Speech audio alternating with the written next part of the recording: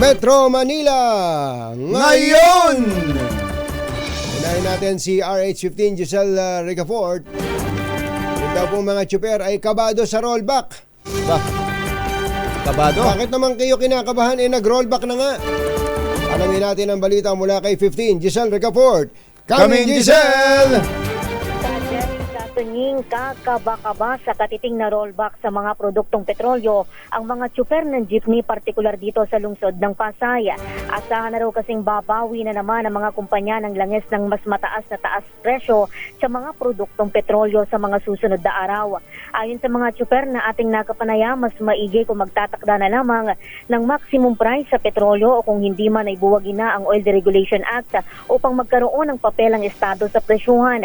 Kasado naman ang kilos protesta ng piston bago matapos ang buwan laban sa mahal na petrolyo at ang obligadong franchise consolidation ng Public Transport Modernization Program.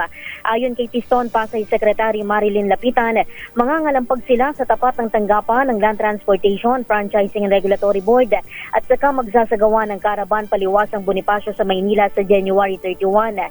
Sa 300 tsuperaan niya ang makikisa sa pagkilos na lalahukan din ng mga galing sa ibang sektor kagaya ng mga ordinaryong manggagawa. Pakinggan natin ang ilang tsuper ng jeep. Lumalabas lang na yung pagro-rollback nila ay pakitang gilas lang.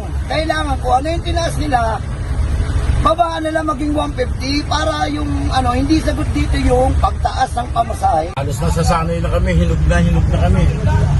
Sa taas ng diesel, tapos pag binaba, sintabos lang. Wala naman yata kami magagawa, kundi kahit na dumaing kami ng dumaing, wala rin kami magagawa. Ito si Giselle Ricafort para sa DZRH, una sa Pilipinas, una sa Pilipino.